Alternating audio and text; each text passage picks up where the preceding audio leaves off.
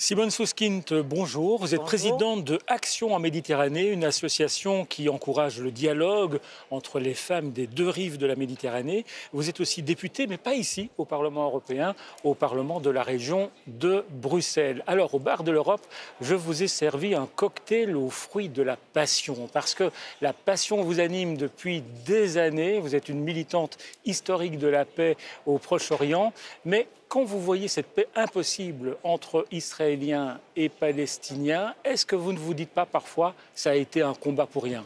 Non, parce que même si je me suis battue avec beaucoup d'autres pendant des décennies pour une formule à deux États, où on aurait un État palestinien à côté de l'État d'Israël, formule qui a été reprise d'ailleurs par la communauté internationale après les accords d'Oslo, si on regarde la situation actuellement sur le terrain, quand on regarde la Cisjordanie, la Palestine, si vous voulez, eh bien, sur chaque colline, on a une colonie.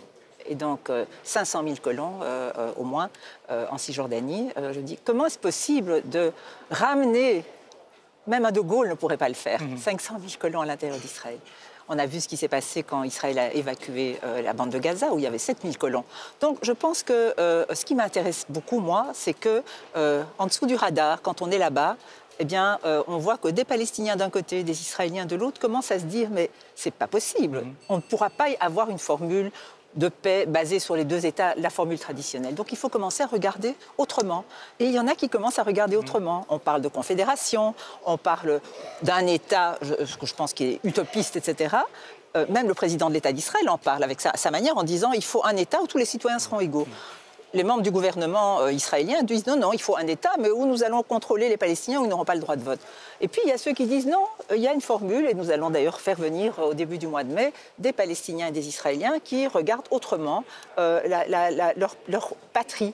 Qui vont venir en Belgique. Qui viennent en Belgique et à Bruxelles et au Parlement européen. Qui vont s'inspirer du modèle belge qui est très compliqué. Qui sont très intéressés par cette dimension de souveraineté non territoriale où on aurait deux États, une patrie et deux États, mais avec des éléments de souveraineté non territoriale. C'est-à-dire que des colons pourraient très très bien choisir de rester dans l'État palestinien, d'y être résidents, mais de rester des citoyens israéliens. Et des Palestiniens qui rentreraient dans le cadre d'un accord à l'intérieur d'Israël seraient des résidents dans l'État d'Israël, mais des citoyens palestiniens. Mais franchement, avec quelqu'un comme Netanyahou, vous pensez qu'on peut arriver à la paix? Netanyahou qui en plus est soutenu aujourd'hui par Donald Trump, qui ne semble pas être celui qui va conduire à un plan de paix équitable dans cette région du monde. Qui envoie même un ambassadeur des États-Unis à Tel Aviv, qui pense que Jérusalem doit être la capitale de l'État d'Israël.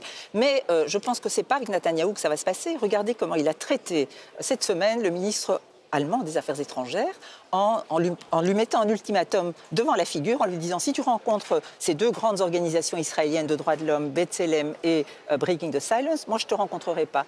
Et le ministre allemand, à notre surprise, très très intéressé, n'a pas cédé et a rencontré ces deux organisations et n'a donc pas rencontré Netanyahou. Moi je pense que les choses peuvent changer très vite dans cette région. Il y a assez d'éléments importants qui se passent dans cette région et je pense que l'opinion publique israélienne peut aussi changer très vite. Donc je ne suis pas pessimiste. Alors, vous venez d'embarquer 45 élèves de la région de Bruxelles. Vous les avez embarqués en Israël et dans les territoires palestiniens. Il y avait là des juifs, des musulmans, des chrétiens. Pourquoi faire? Quel objectif? Comme je dis toujours, d'abord ce sont des élèves venant de milieux socio-économiques et socio-culturels très différents.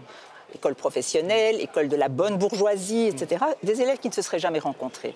Et donc, on a fait en sorte, pendant les mois qui ont précédé, de les faire se rencontrer, d'avoir un cours d'histoire sur la région, de voir des films qui leur montrent déjà que ce n'est pas noir et blanc comme ils le pensent, mais que c'est beaucoup plus complexe, et de leur permettre de découvrir des témoins de la société israélienne et palestinienne. Au bout de tout ce processus, d'avoir une formation sur les stéréotypes islamophobes et antisémites. Et au bout de tout ce processus, on est parti avec eux pendant une semaine à la rencontre de jeunes.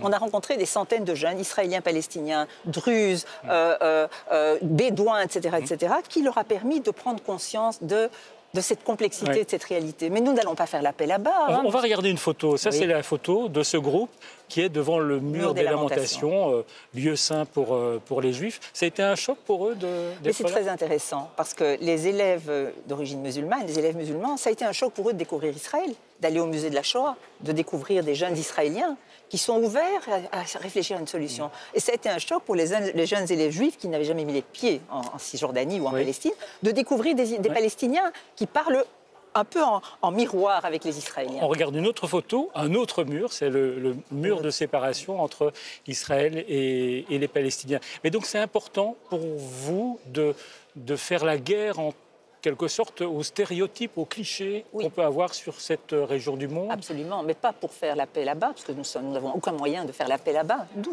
on travaille là-dessus pour, à travers la prise de conscience des complexités du conflit israélo-palestinien, qui joue un rôle tellement important dans son importation chez nous, c'est de faire en sorte de construire un mieux vivre ensemble chez nous. Ça cristallise toujours des tensions chez nous, ce conflit israélo-palestinien? Énormément. On mélange, on confond, juifs, israéliens, sionistes, on n'a aucune idée de ce que ça veut dire, de ce que ça signifie, chez les jeunes, en particulier d'origine musulmane, mais les jeunes qui ne sont pas musulmans, chez les jeunes juifs, le palestinien, ce sont des terroristes, etc. Donc je pense qu'en travaillant sur ces complexités, et en revenant ici pour travailler ensemble, parce que l'année prochaine, ils seront nos ambassadeurs, avec le film qu'on réalise, pour parler de leur expérience. Alors, aujourd'hui, on parle beaucoup du conflit syrien. Est-ce que ça ne vous agace pas un petit peu? Je sais que vous êtes impliqué également dans ce dossier syrien, notamment en apportant une aide aux habitants de la ville de Alep.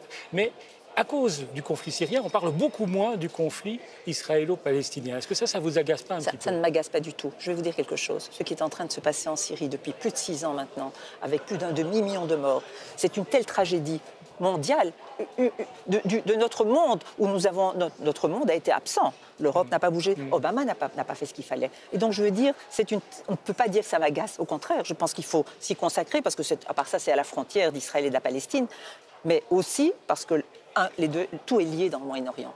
Et donc je pense qu'il faudra résoudre ce conflit en Syrie, et il faudra en parallèle trouver une formule vivable pour l'avenir des Israéliens et des Palestiniens. Simone Soskine, prenez une petite boule surprise, avec une question surprise que vous allez lire à haute voix. C'est vous qui allez la lire. Mais ça, ce sont des petits jouets, alors on va en prendre une autre. D'accord, voilà. Voilà, la rouge, et je la lis pour vous.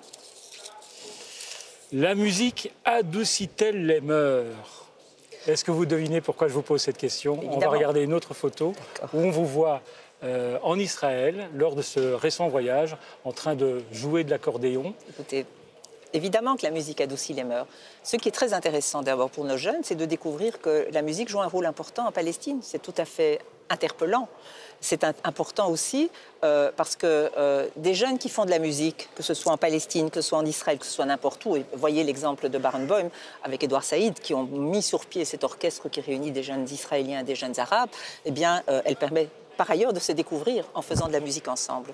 Donc moi, je pense que la musique, c'est quelque chose de fondamental, et je pense qu'il faut travailler à renforcer la musique, l'enseignement de la musique dans tous ces pays en conflit, que nous faisons d'ailleurs avec notre association Music Fund. Merci Simone Soskine d'être venue au bar de l'Europe, et on va boire à la passion. Merci. Santé.